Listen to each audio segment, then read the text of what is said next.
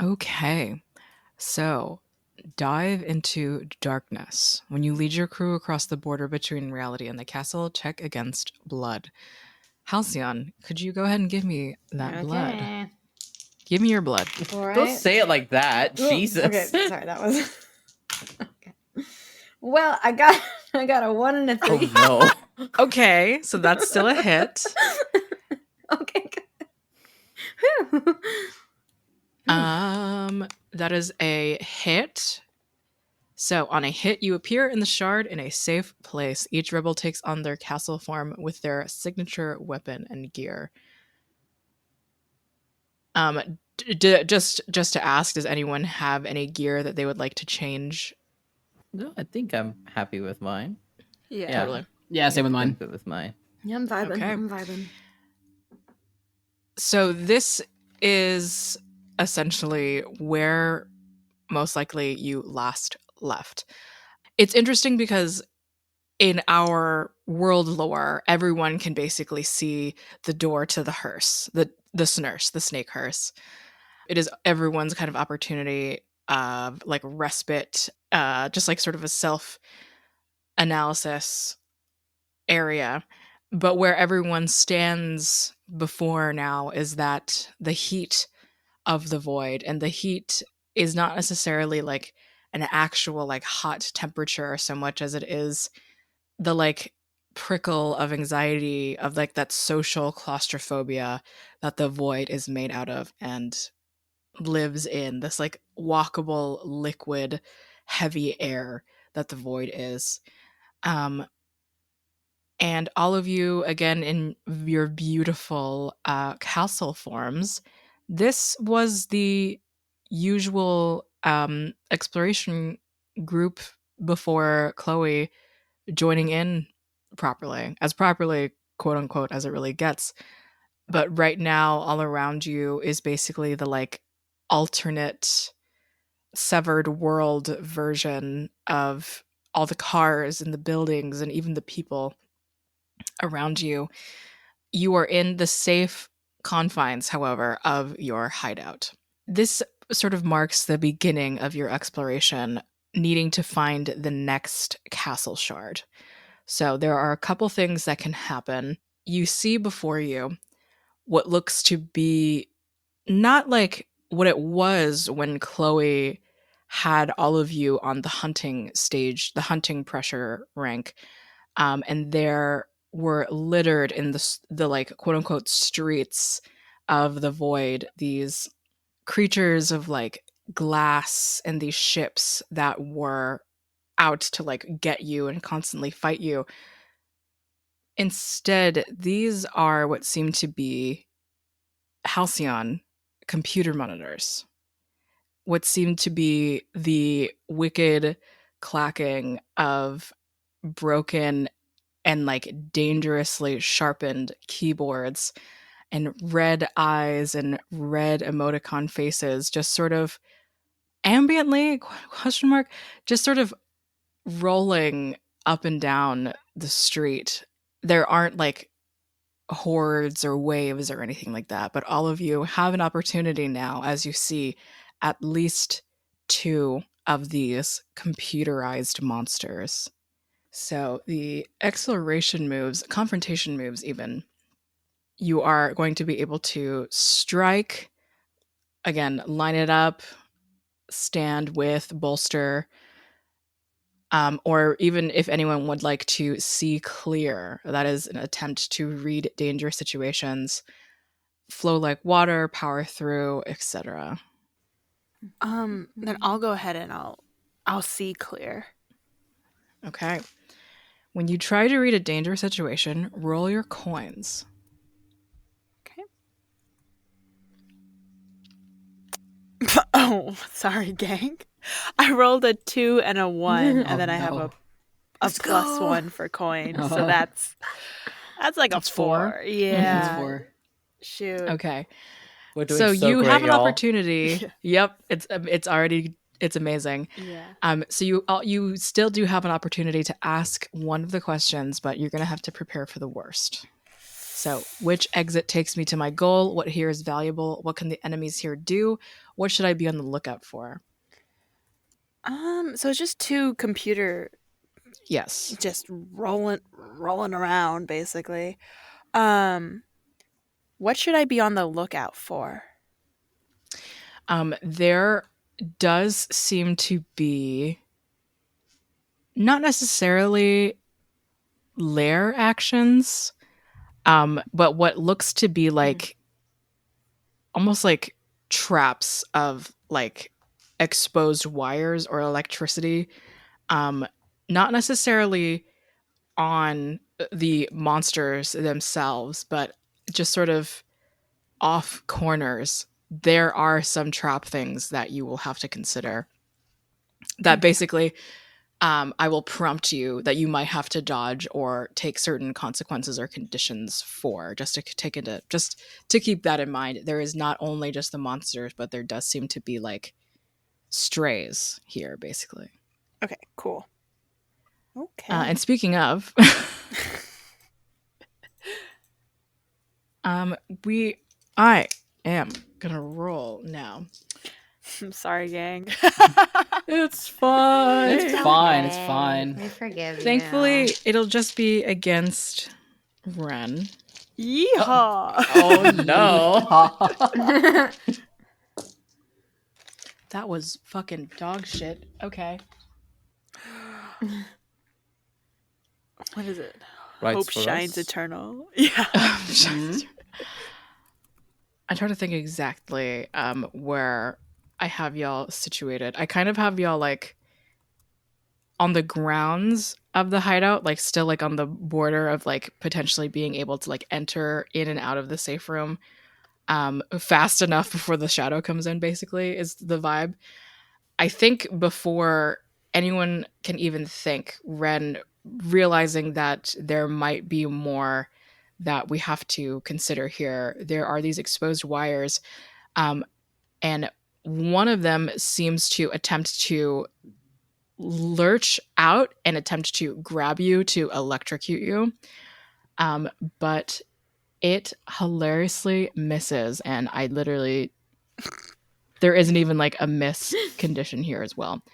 So all of a sudden, all of you are in combat with what seems to be like lower leveled shadow here, essentially, of what seems to be like a worm of like exposed wire, and now these two computer monsters coming at you and addressing you now. Well,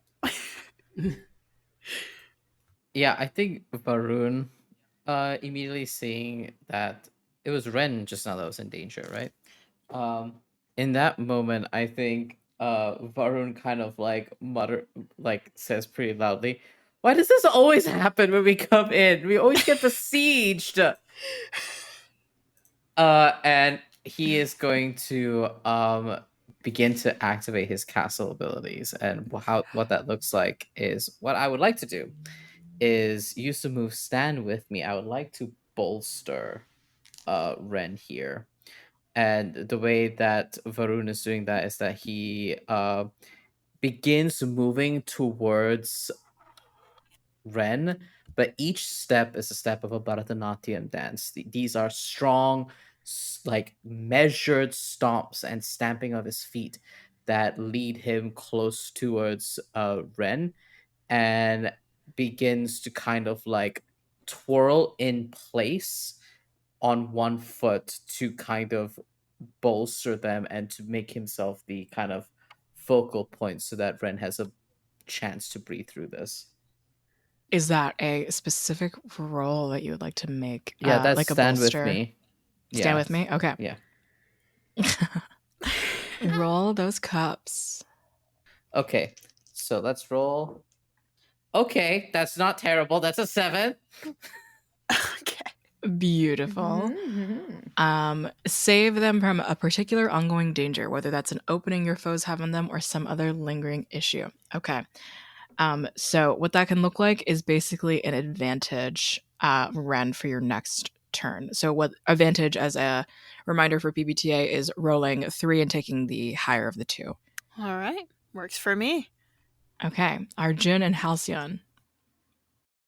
I think Halcyon, again, upon seeing these computer people and in this kind of more primal void state, is just gonna start to pressure one of the computer heads. So I think that would be launching their own attack. So their scythe kind of forms from this like bone bracelet on their wrist and forms into this scythe, and they get ready to swing that thing right at I don't know, the nearest computer guy. So Got that's it. rolling swords, which is gotta find my numbers. Hold on. Okay, yeah, that's +1. Okay, and that is where did that? Oh, no. That would be a miss. That is a 5. Got it. Okay. God, please, Mark. God. We're doing so Oh my well. God. Ren and Halcyon, as a reminder, also to mark world. Yeah. Okay. Yes, thank you. And no matter what, they'll retaliate. So we're gonna see what opening that we get. Just a beautiful little strike. Okay. That is going to be. These things have strong swords, by the way. That is going to be a 10 to hit. God, okay. I see what's happening here. Okay. Cool. Okay. That is going to be a blood stress to you, Halcyon. All right. And would that be? Is that just one, or is it? Yes, 2? just one at this moment. Just one. Okay. Okay, so that was Halcyon's computer monster, and then there is still another computer monster and a worm of exposed wires. Arjun. I think that I think I'd have Arjun probably line it up on the, I guess on one of the other one of the other monsters there, probably the other computer monster, most likely the one that did not attack Halcyon. Okay. When you size up the enemy to locate a weak spot, roll plus All right, coins. let's do this. That's an 8. Okay. Pick 2. See, I'd rather not have an attack sent my way, so I'll pick the bottom 2. Okay. Opening only lasts for a few minutes, and the foe sees you. Get fleeting disadvantage on strike. You are essentially shaping the void around this computer monster. We can also work together here as well. You're sort of realizing that like these aren't meant to be. These are certainly a threat, but given the new like strengths and powers really that you got after taking down Chloe, to like kind of use like the video game terms like strong like lightning affinity and propensity, but there is a brittleness when it comes to just like direct force here. Gotcha. Okay. So definitely on the glass cannon side. But you are you now have the attention of this computer monster. We're gonna go right back up to the worm, and Ren, you are being bolstered by Varun. You have advantage on this. How would you like to handle this smaller enemy right at your feet? If it's a worm, you gotta chop it in half. So Ren will probably just strike using direct force and try to cut off this, like the head of the worm, if that's even a thing. Okay, so that is an 8. With 8 for strike using direct force. This worm does not have a lot in him anyway. Strike The confrontation moves and the strike, I think a lot of this is very obviously for the vassal or current enforcer, but we're just going to roll with it and use this for now. Ren, how does it look like as you take down what seems to be the small body of these moving wires? Yeah, Ren's gonna do a little spin her scissor sword, and she's gonna plunge it down in the middle, and then she's gonna look up at Halcyon and be like, "Hey, are you okay? Do you? Should we just run for it? Like, I feel like we should just run for it." Halcyon's kind of like, no way. Okay. They're going down. They're going down. Varun, with your specially created advantage to Ren has downed one enemy, and there are two definitely bigger ones in front of Arjun and Halcyon at the moment. I because I hear Halcyon being like, and even Arjun decides like, oh god, okay, we're not running for it, which means we gotta engage it. So what Varun ends up doing is he continues to dance, but this time he moves forward towards the direction of Halcyon and Arjun and brandishes his chakra, this thin little discus that he holds in one hand that he begins to twirl in one finger and tries to aim it at probably the one in front of Halcyon, whichever is the one that's closest to Halcyon, because Halcyon's not having a good time, and that will be my strike move. This is direct force. I can't even try to appeal as stealth and guile. I'll roll with swords. It's a -1 for me, but it's fine. But Pog, that's a 10. Pog! That's an 11 on the die. Pog. Let's go. Okay, so these guys do have small qualities. On any hit, you remove the opening and break one of the foe's qualities. With that beautiful brandish of your weapons amidst your dance, the computer, this monster in front of you with what seemed to be almost a very mimic-like set of like teeth beginning to like even push through the monitor towards you. Suddenly everything shuts down as it crumples to the ground backwards with the help of Varun. The quality here, however, is that it seems to, in front of Arjun, there is almost like an electric, like a wave or a path that sends and sparks out one way and then one way directly towards the computer, the monster in front of Arjun, seemingly emboldened by something, the like self-destructive quality that it seemed to have. Halcyon, to the monsters fully addressed now. Halcyon, Arjun, do the two of you want to collaborate on this last sort of the tag team? What is it called? Showtime? Showtime. That'd be cool, Yeah, actually. I'd be Showtime. so down for that. Yeah. I want to do a Showtime. I want to do a Showtime That'd be so sick. bad. I think that's probably again just from like an unspoken like look. That's like we can do this. We got this. So would that be? That can be strike, power through, either one of those. Any of okay.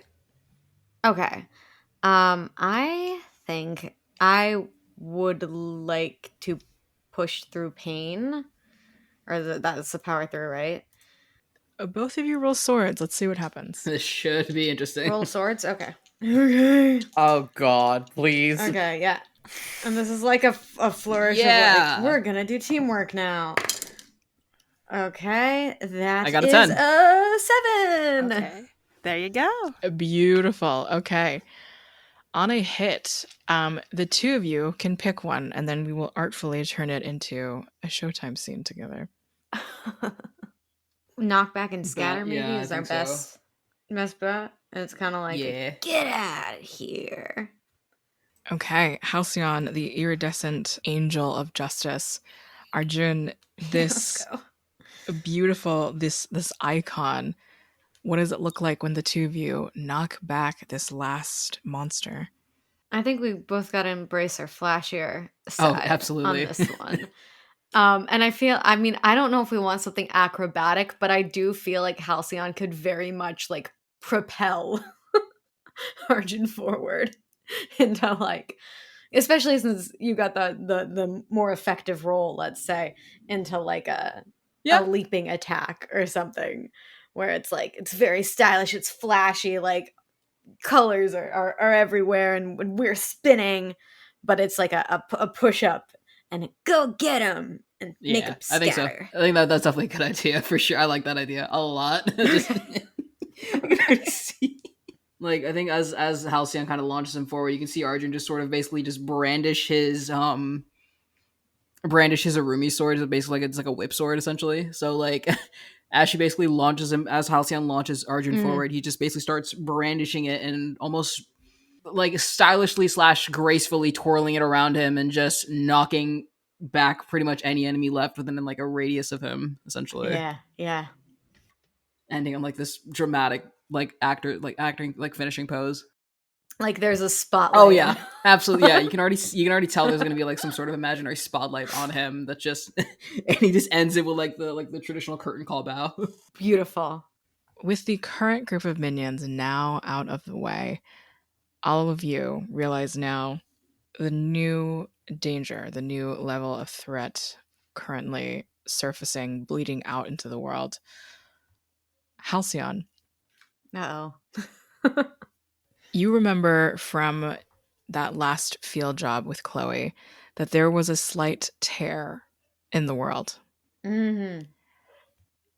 And I think you feel, again, maybe a sensation similar to what Varun experienced, this slight like red static electricity, this feeling, this vision that you have in the corner of your eye.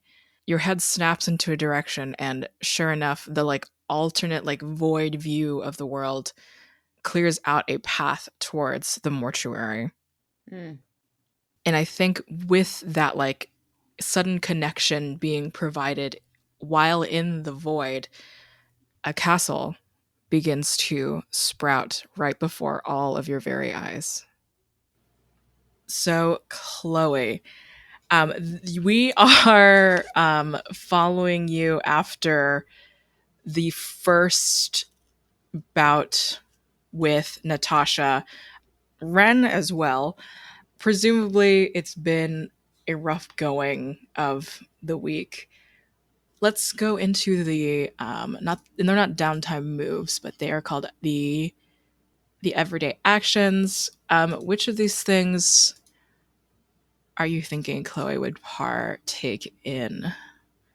I think maybe a wolf at the door to try and get some clarity on what to do about this community center and this money and everything that's happening. So I think specifically maybe it's putting in the work to contact the previous alderman, and just ask for advice and help. Okay. Once again, wolf at the door. When you do what it takes to keep the wheels turning, quell a crisis, yours or someone else's. Pick how you do this and what it costs you. Putting in the work, mark a condition. Which condition are you thinking? We got angry, callous, cowed, overwhelmed, and scared. I think overwhelmed makes sense for her right now. This will give you a future disadvantage to Rebel Eyes and line it up. Okay, so you are overwhelmed, very understandably so. What do you do, and how does it wear on you? I think that it's that conversation with Mithran. I think that he suggested that like Chloe needs to talk to someone at work, like call the previous alderman, do what you need to do. And so despite their shaky past, i.e. Chloe possibly blackmailing him to get him out of office, she still has his number and I think calls him up and is basically like, hey, I think I may have really fucked up and I don't know how to fix it.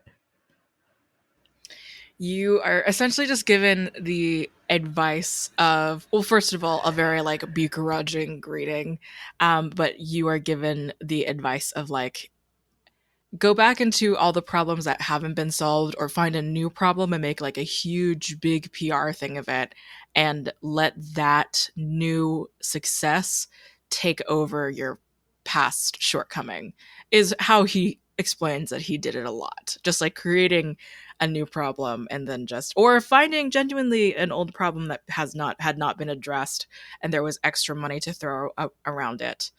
um just kind of recycling problems, but whatever seems like a bigger problem. Maybe this, I think he like kind of, there is maybe this reassuring, maybe not so reassuring thing of like, hey, listen, the community center was never really going to be that big of a thing. People make it a big thing to make it seem like the money was worth it. But if you give the same shove in a different direction, maybe you can get yourself out of the water. And because this course of action does not involve any sort of taking accountability or atonement, Chloe is all for it. Mm-hmm. Yeah, totally. No accountability. Sign me up. Exactly. And so she will give her thanks and start brainstorming. And I think that this is before we did the mortuary scene, right? So once we get out of the mortuary and away from those little Fifi guys, I think that the things are ticking. Her brain is ticking. She is scheming. What are we scheming? Uh, Or like, or rather, more specifically, what inspired you from what happened, what you experienced? we can deflect to like, hey, you know, whatever city governments, but the real problem is these people who you should be able to trust stealing from your dead and the elderly, which I only found out about because I'm so involved in this community. Hmm. Hmm. Yeah, you did something for free, and that was just a hilarious accident. Out of the good of my heart. Yep. Out of the good of your heart, yeah. Are there any current movements regarding that? Are you sitting on it or waiting? Yeah, I think that I'm waiting to like get back with the rest of the group because Halcyon was there, but that was it. Yes. So waiting to sort of reconvene with the group, and then if someone decides to try and throw in my face again, Ren, my past shortcomings, I can be like, well, look at these new problems. Look what I'm doing. Got it. Okay. Excellent. That you are insane, and I hate you. Incredible. Okay, so that is your wolf at the door downtime. Whether we can, I think we can hold on to, we can say why exactly the circumstances leading to Chloe not quite seeing the group chat heading their way into the void again. It's kind of that like weird 4 to 6 p.m. kind of time. Do you have like, would you meet up with Mithran or would you have like a regular like phone call? Like what's sort of a more organic meeting up with him look like? Aw, yeah, like a standing like date would be very cute. Like dinner, I guess 4 to 6 is early, but like drinks or dinner or something after the end of the week. Got it. Okay. You're kind of like at like a awful corporate standing cafe situation. There is a very notable, I think after like the greetings, the like kiss and the like kind of just general checking in with things, there is a kind of leftover furrow of his brow, a very like a look of distaste and kind of discomfort that he doesn't really know how to breach. I think there is just kind of this thing with Mithran. He is still a man where business is first. That's what he knows, how to broach conversation. But there's something more emotional happening. And he's not quite saying what.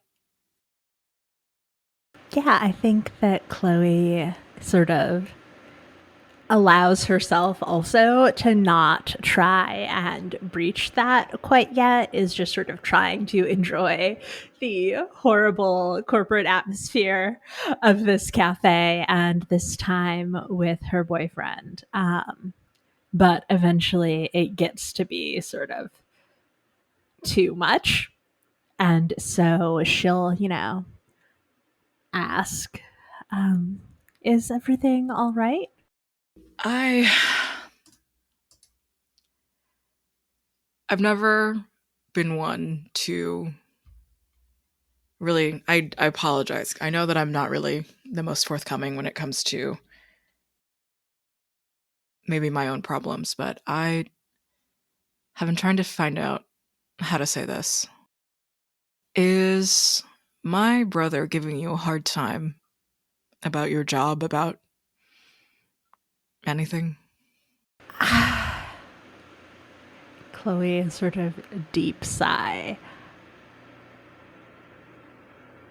I don't think he's trying to.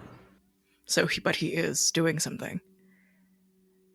I mean, I think that Varun cares very deeply about the community and the community center. And so, with the troubles we've been having, we have had a confrontation about it. There's a deep sigh as he reflects on that. I've been having to consider a few things regarding Varun and the family. This in particular, just his heart's in it, sure. But his mind, my parents, Varun and I's parents, they have very much already been on this thing of if they could retire early, if they could relax, they would. And I'm on that track very soon. The only person keeping me away from bigger investments, bigger franchising is Varun. He doesn't want the grocery to grow, or? It's certainly what it sounds like every time I have a conversation with him. It's just always, it doesn't need to be bigger. And above table for Chloe, I think you've never understood. Any conversation you've ever had with Varun has never been about like, oh, I would hate for the store to get bigger. It's always just been the future consequences of what something like this could dilute the meaning and message behind a community store like this to get like quote unquote whatever it means for Mithran to think.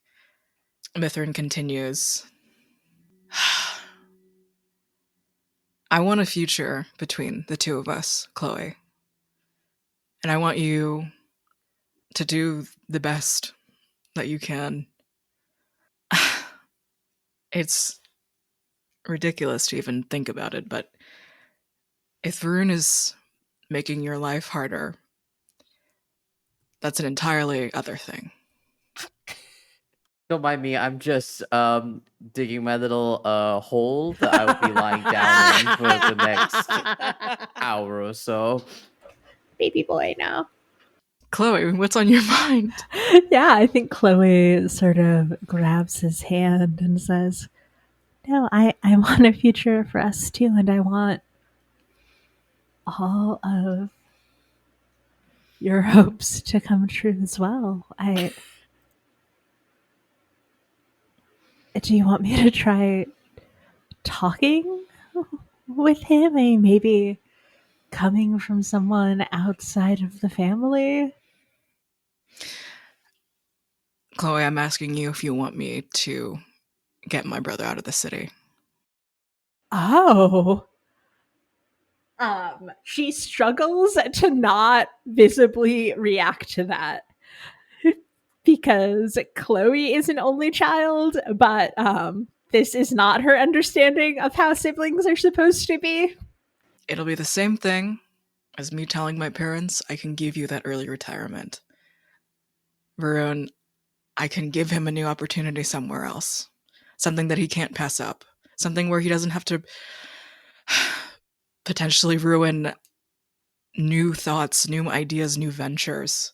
This place is a flourishing city. It can mean something to the two of us. Are your parents all right with that? I haven't spoken to my parents about it. But they don't need to know. I'm giving them a key to something brighter and more comfortable. They've worked hard. Not to say that Varun hasn't, but he wants to end something prematurely. We see Chloe's finger sort of tapping a little anxiously on the glass of whatever drink it is she has. It would certainly make things easier in some ways. But is that what you want as well? I don't want you to do this for me. Mithran, it should be for you as well. I'm looking at some moves very quickly. Hang on one moment. I thought you were saying that in Mithran's perspective. No. And I'm like, Oh what my moves God. are you making, brother? I got the apartment Oh set my up, God. plane ticket bought. No. Listen, everything's ready to go. Just say the word. It's the two of us and not my brother. Sorry, my brother who? I don't have a brother. This is I'm so an only child. shaggy. Oh my Ooh. god. Not a move, but I think Chloe, you, the world, and the void, all three of you are undeniably interwoven to whatever degree, especially now, a former vassal. You are aware the state of the investigation, the ticking of the clock, although not quite raised. I feel as though you've never felt more watched in this conversation. Not that it is actually happening, but this public space, this like very corporate cafe, even this sort of environment that Mithran wants to turn his family business into. Mithran sees family or the feel of a family establishment as lucrative, but not necessarily that family still has to be behind everything. And this isn't usually this type of instinct is something that is in Halcyon's hands, but again, there's something not by your blood or by your instinct or even the closest thing that you can maybe say that you were able to see this as maybe by dreams, by goal or motive. The flame, the social claustrophobia of the void, there's just a small, slight little flame of it above Mithran's head as he says these words to you. Oh no. And I think that Chloe sees that, and maybe that feeling of being watched, it's just like a hallucination, or maybe it is like some small aspect of the world or the void coming out. But I think that she, like, from the corner of her eye, sees a bit of that like glimmering iridescence that reminds her of Halcyon and of what happened when Chloe was a vassal. And so she pauses and says, before you do anything, maybe I could facilitate a conversation with the two of you.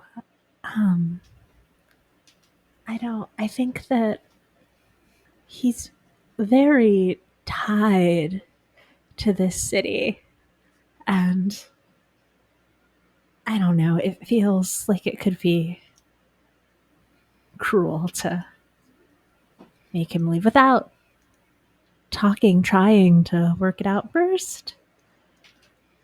I know that he's trying. He wants things to be the best, but he just, doesn't quite have your vision. I don't think family needs to have middlemen in conversations necessarily. If I can get him in a conversation, and I will, if at some point, somehow, he can make some compromise with me, although I'm not sure that that is the place that we're at this moment. Maybe. Maybe. But, and he does something interesting that maybe he's doing subconsciously. But as you've grabbed his hand, he takes his hands into yours as well and just sort of caresses a very specific finger on your left hand. You are my future, and I just want you to know that. I feel the same way. I'll talk to him. Of course, I mean, you know him best. You are his brother. Okay. Unless there's anything else you have to say in that conversation. Nope. Uh-huh. At this point, I think, Chloe, maybe you finally are able to check your phone or like look at the proper messages. Does Chloe like have like all notifications off, that kind of thing, or like it's all like do not disturb, like it's on communications on your terms with your phone? Exactly, 100%. Okay, got it. You've been getting, depending on who has been giving some kind of like play by play about the situation, the void, and the actors and stuff like that, you were just suddenly getting an influx of information from the group chat that you're only seeing today, just now. I think finally Chloe will text back. Evil actors? ? Where do you want to meet? There you are. Of our response to the group chat with an exclamation point and sparkles emoji. Josephine at Scary Dog Friend plays the architect and edits the show. The biggest thanks to Minerva McJanda for creating our system, Void Heart Symphony. You can find Josephine producing actual plays at Bad House RPG and Nameless Domain. Other podcasts you can find her include Someplace to Be, a system-hopping actual play with an indie focus, and Monster Fuckers Anonymous, rating and dating your favorite monsters everywhere you listen to your podcasts. Thanks again to Goblets and Gays for hosting us, and all the music you hear today is from Epidemic Sound. Abhishek Matange, he/him, plays Arjun Kumar. You can find him voice acting, as well as starring in other TTRPG APs, such as Zenith over at Sword and Key, premiering August 29th, as well as Ironsworn the Valley Season 2 over at Nerds with Dice, premiering September 5th. You can also find him being a huge tokusatsu nerd over at neon_Raiden at twitter.com. Alyssa at A Disaster Career plays Chloe, Penitent. You can find them here on Goblets and Gays, for our Pathfinder series Tyrant of the Dark Star, as well as on An Unwavering Force, a Star Wars actual play. Donna, she/her, plays Ren Kong. You can find her voice acting, playing other TTRPGs, and overall being a goofy gal at Shabro on twitter.com. Leanna Albanese, any pronouns, plays Halcyon. You can find them acting, producing, and generally goofing around at Leanna Albanese on all platforms. Valiant Dorian at Valiant Dorian or at Otso Spirit Bear plays Varun Pillay. You can find him as a main cast member of Transplanar RPG's The Chaos Protocol, hosting his TTRPG talk show Dicey Banter, and designing wild-hearted, monstrous games like his in-development TTRPG The Beast Within, a grungy action RPG with a werebeast twist.